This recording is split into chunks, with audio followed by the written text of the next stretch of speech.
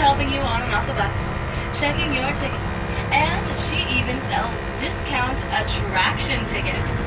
Here in City Sightseeing, if you want to visit the CN Tower, Castle Loma, Royal Ontario Museum, we sell you cheaper tickets that let you skip the line. So I do recommend you purchase these. However, we cannot sell the tickets at the attraction itself. Gotta respect their territory. So let us know at least 2 stops in advance.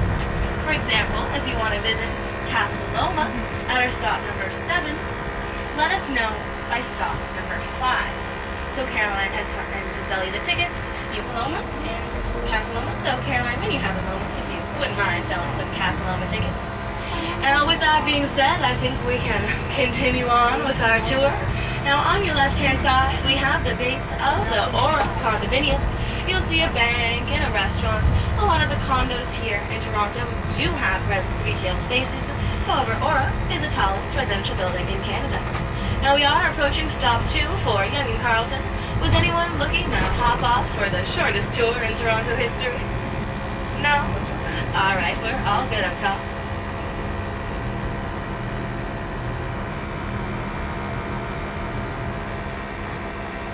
Direct your attention to the blue street signs directly in front of the bus. You'll notice on your right-hand side it says Carleton, but on your left-hand side it says College. What's up with the name change? Well, we are driving north on Yonge Street, and Yonge is the dividing line between East and West Toronto. So everything on your right-hand side, your Carleton side, is East Toronto. Everything on your left-hand side, your College side, is West Toronto. Now, there's all kinds of cool things you'll see here on Yonge. Things that excite you, things that offend you, maybe a little bit of both. And since we have so many cool things here on Yonge, we do have lots of stops along it for you. So our next stop is coming up, stop number. This one here. Uh-huh.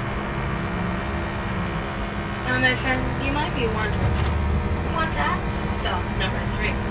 Well, we do have some amazing restaurants in this part of town, like one that'll be coming up on your left-hand side. Gray sign, not sure if they have them where you're from. McDonald's? Pretty fancy here in Toronto. But if you continue to 1 block east, 1 block to your right, you'd come to Church and Wellesley, and that's where the fun really happens.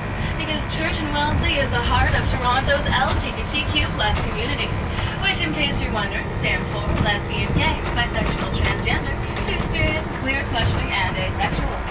Very long acronym for a very cool place, and we just finished celebrating Pride Month. So for the entire month of June in Toronto, we celebrated sexual diversity, finishing with a 5-hour-long parade down Yonge. Now, we are approaching stop 4 for Yonge and Isabella in the Panasonic Theater. Any stops? No one ever hops off here, which is such a shame, because you could check out the most relaxed zoning laws in Toronto. Which means, as you look to your right, you'll notice there's no real order here. Everything seems very random. That's because Yonge Street has some of the most relaxed zoning laws in Toronto. Meaning, as long as what you're selling is technically legal, you can go ahead and open up shop. Now, directly in front of the bus is a Yonge and Bloor, one of the busiest intersections in Toronto. Look at the section. If you're looking to hop off here into the subway system, you could, as we are approaching our stop number 5 for our north-south subway line and our east-west subway line. Any stop requests? No one up top.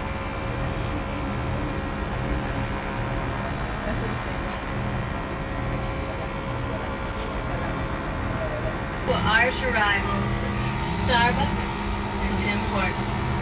You guys have all tried Tim Hortons, right? Yes, excellent. I don't have to kick anyone off the bus today. Now, on your right-hand side, we have the Toronto Reference Library, one of the 3 largest libraries in Toronto, but you're actually not allowed to bring any books outside of that building, as it is a non-circulating library. Now, we have just entered a part of the city known as Yorkville.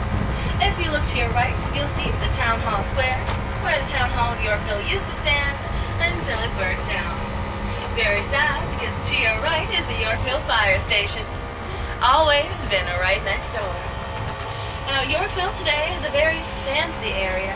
You can tell by looking to your right. We have the Four Seasons private residence and hotel. Condos here start at $1 to $2 million.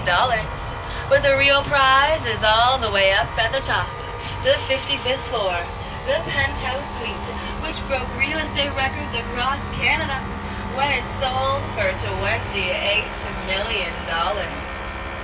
But $28 million doesn't get you just any old condo.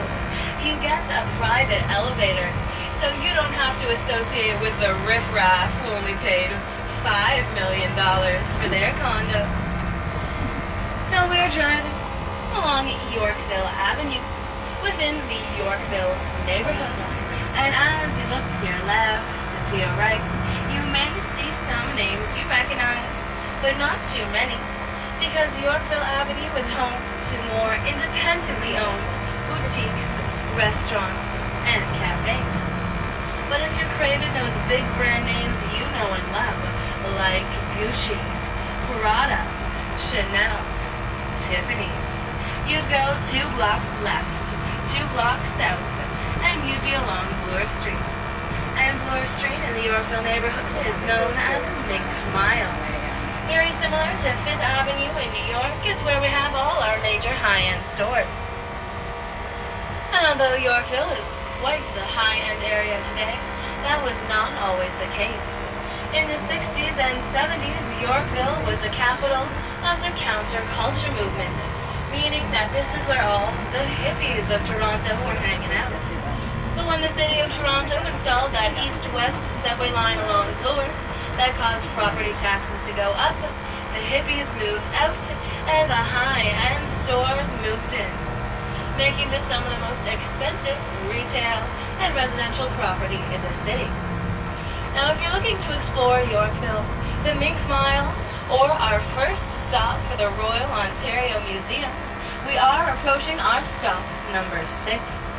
Was anyone looking for stop 6 today? Ooh, lots of stop requests.